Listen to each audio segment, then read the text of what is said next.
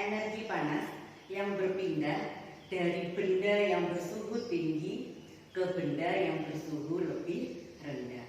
Nah, ini berkaitan dengan praktikum suhu yang kita lakukan pada pertemuan sebelumnya. Yuk kita review kembali hasilnya. Kemarin kita menyediakan 3 jenis air hangat, air biasa, dan air es. Nah, waktu itu kita mencelupkan tangan kanan kita ke air hangat, tangan kiri kita ke air es. Lalu secara bersamaan kedua tangan dimasukkan ke dalam air biasa, lalu kita melihat apa yang kita rasakan pada kedua tangan kita. Nah, Budina review tangan kanan terlebih dahulu. Pada saat tangan kanan kita dimasukkan ke dalam air hangat, apa yang terjadi pada tangan kita? Tangan kita akan terasa hangat. Kenapa tangan kita terasa hangat?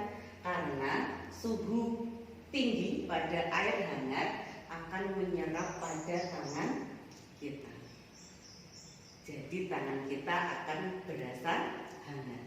Kemudian setelah itu, tangan yang hangat tadi kita masukkan ke dalam air biasa, maka apa yang kita rasakan pada tangan kanan kita? Tangan kanan kita akan berasa lebih sedikit dingin. Kenapa tangan kita berasa lebih sedikit dingin? Balik lagi pada definisi kalor. Suhunya lebih tinggi mana antara tangan kita dengan air biasa? Lebih tinggi suhu tangan kita. Nah, tadi kalor selalu berpindah dari suhu tinggi ke suhu lebih rendah. Jadi pada saat tangan yang hangat ini masuk ke dalam air biasa, maka tangan kita akan menjadi lebih sedikit dingin. Kenapa? Karena kalornya dilepas ke air. Kalor atau suhu tinggi pada tangan kita dilepas dan menyebar ke air, sehingga tangan kita menjadi lebih sedikit dingin. Oke? Sebaliknya, ketika tangan kiri kita masuk ke dalam air es, apa yang terjadi? Tangan kita pasti berasa dingin. Ya kan? Nah, sesaat kemudian setelah 15 detik tangan yang tadinya dingin banget sampai kebak gitu sepertinya. Kebas. Lalu kita masukkan ke dalam air biasa, apa yang terjadi pada tangan kiri kita yang kita rasakan? Tangan kiri kita pasti akan berasa lebih sedikit hangat. Kenapa lebih sedikit hangat? Karena tinggian mana suhunya antara tangan kita tadi yang dingin dengan air biasa? Lebih tinggi suhu air biasa. Tadi kita ingat kembali bahwa kalor selalu mengalir pada suhu tinggi ke suhu rendah. Makanya dia menerima kalor. Jadi tangan kita akan berasa lebih hangat. Oke? Jadi air hangatnya ke sini melepas kalor, air esnya ke air biasa menerima kalor. Oke, ini adalah aplikasi dalam kehidupan kita sehari-hari. Misalnya kita kedinginan karena hujan, pasti paling enak kan mandinya pakai air hangat, ya kan? Untuk tubuh kita agar bisa lebih enak, ya kan?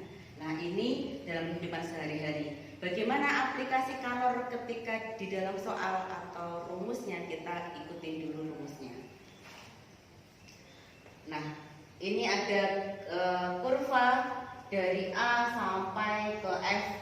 Kalau kurvanya naik seperti ini, maka ini memerlukan kalor atau membutuhkan kalor. Jadi setiap kurva naik itu dia artinya membutuhkan kalor. Pada saat apa melepaskan kalor? Pada saat kurvanya turun. Nah, kita ikutin satu-satu. Misalnya dari A ke B, bagaimana jumlah kalornya? Pada saat A ke B, maka wujud bendanya adalah berupa S.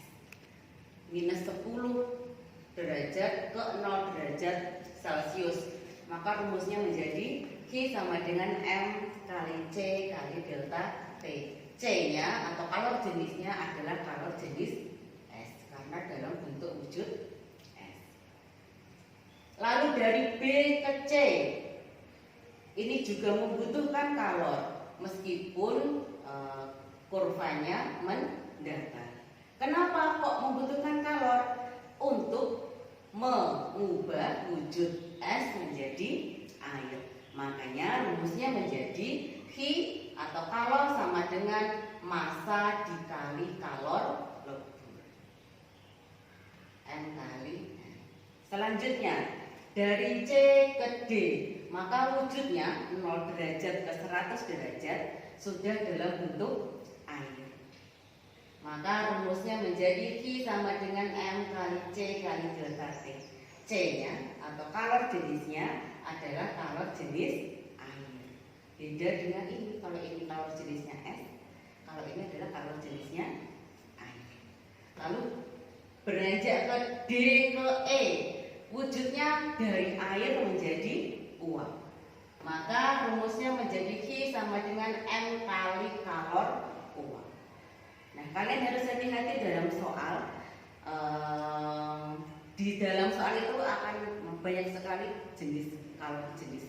Jadi kalian harus hati-hati apakah itu kalor jenis es, apakah itu kalor jenis air, apakah itu kalor jenis lebur, kalor uap. Nah, itu harus diperhatikan baik-baik.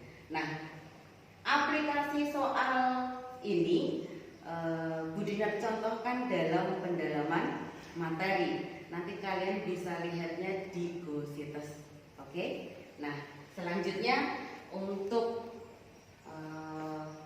perubahan wujud zat dari gas ke padat atau sebaliknya, padat ke cair atau sebaliknya, cair ke gas atau sebaliknya, kalian sudah pelajari di waktu SD.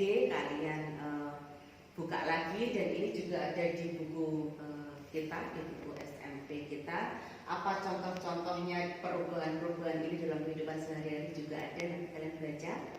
Nah, sekian rumus tentang kalor. Aplikasi soalnya sekali lagi benar ingatkan di pendalaman materi dilihat, lalu ada tugasnya, kalian bisa kerjakan latihan soalnya.